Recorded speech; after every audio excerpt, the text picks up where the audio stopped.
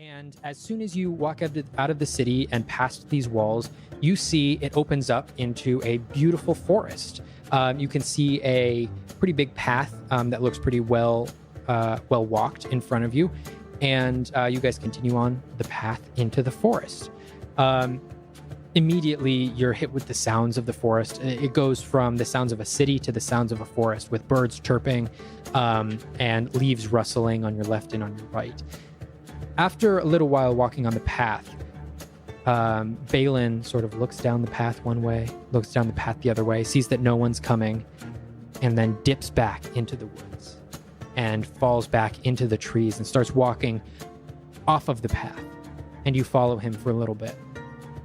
And after about another 20 minutes of walking through the forest, stepping over these little creeks every once in a while, seeing a deer run across your view every once in a while, you finally come up to a very well-hidden camp. You can see sort of draped across a couple trees a tarp, and you can see the remains of what used to be a campfire that was probably put out a couple nights ago, and some supplies just sort of spewed around this camp. He takes a couple minutes. He takes his overcloak off, fully revealing his sentinel garb. You can fully see, very reminiscent of what Victor wore, sort of in a similar style. You can fully get a view of Balin's long hair sort of pulled back into a tight braid and a knot in the back of his head.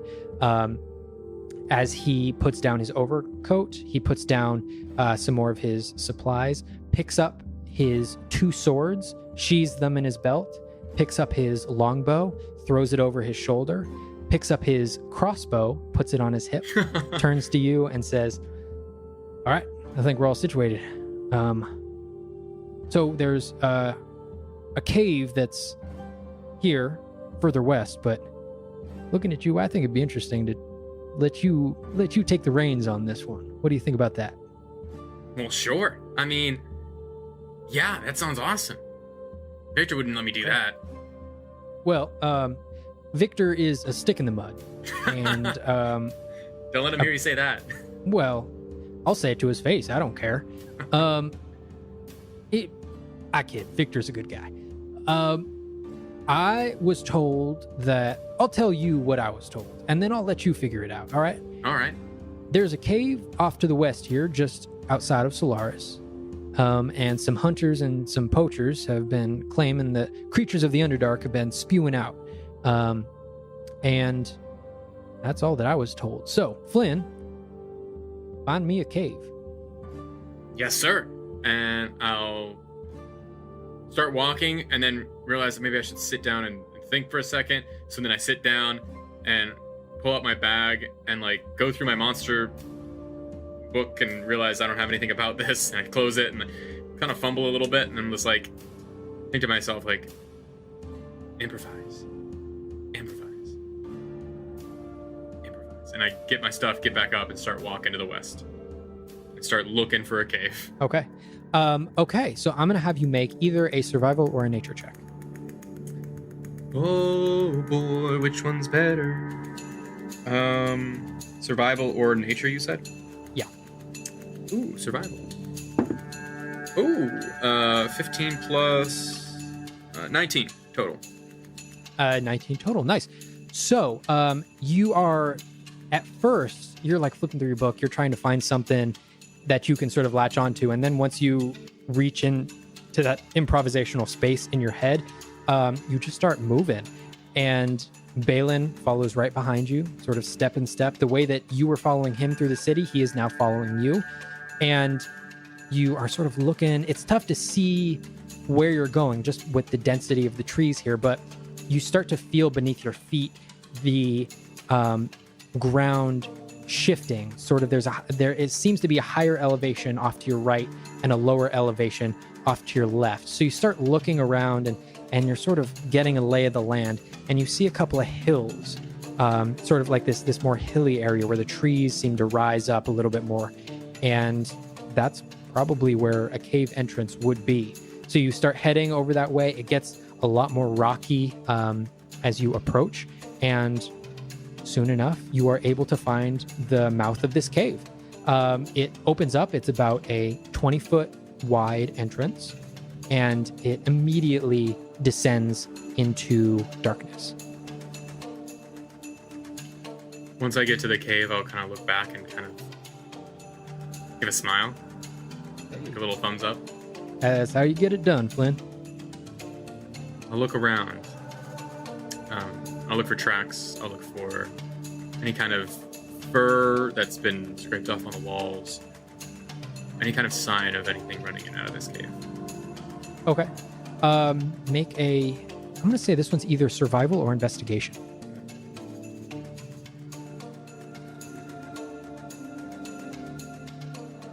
Investigation, because I have advantage. Because of the fortune teller, that's what it was, right? Yep.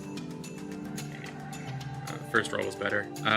17 investigation. 17 investigation. Okay.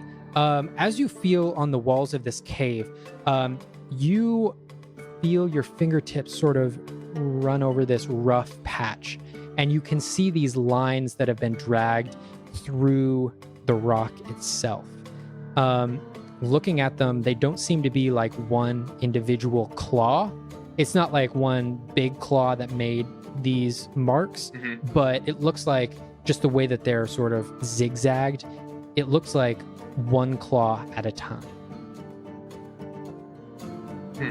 How high up are they? When I'm standing there, are they like... They're right at about your chest height. Oh, so okay. They're not 4 too feet high. off the ground? Yeah. Thank you, though. It's kind of like 3, so saying 4 Or makes 3. Me... No. Okay, there you go. 4 sounds great. 3 to 4 feet. We'll say 3 to 4 feet off the ground. I'll kind of feel these up. I'll kind of motion to Balin. I get him to come over and take a look at it. What do you think? What do you think about these? Interesting. I know what I think. I want to know what you think. Individual. And again, they're one scrape and then a separate scrape, like multiple different singular it's like claws. so what you can see right now is 4 long scrapes along this, but they're not all parallel with each other. So they start at different points and they end at different points. So it's not like there were 4 claws on a singular hand that scraped this. Right. It looks like something individual. Right. Well, I don't really know. I mean, it looks kind of like separate, like almost like a beak, maybe. Maybe this thing scratched its mouth. I'd say beak is a pretty good guess. Yeah. And I'll look at the ground. Do I notice any tracks or prints or footprints or anything? Yeah, you do. With that pretty good roll. You see a couple of different sets of tracks.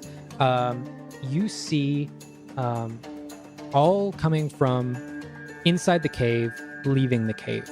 You see 2 sets of individual humanoid footprints. You see tracks of... For these individual ones, I'm going to have you make a nature check for me.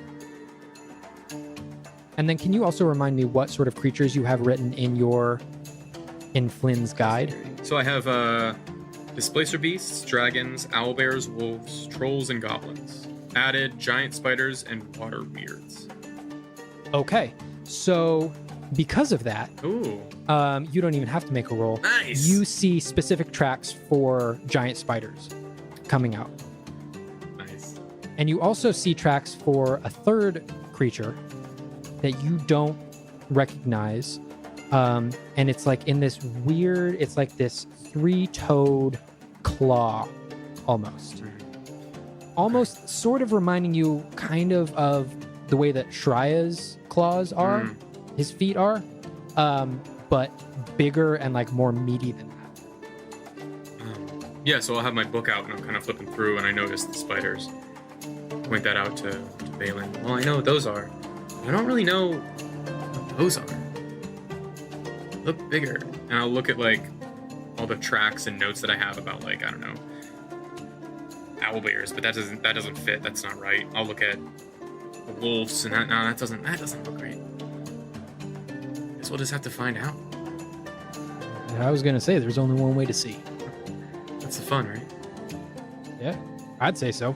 My favorite part. I know The we're in uncertainty the of it. I know we're in the middle of this, but what was Victor like when he was training up with you? He was always very serious. He was always a guy to, put his head down, do the work, and get it done. He never had any notions of enjoying his work. As I put the book away and put it in my bag and stand up, get ready to walk. Yeah, it seems like a lot of people in the Iron Lady like that. Yeah. Seem too serious. You do the job for a while and it changes you. It's not going to change me. Doesn't seem to have changed you either. No, I like to keep my spirits high. Because what's the fun if you're not having fun? Exactly. I start more of a skip in my step, walking down the path.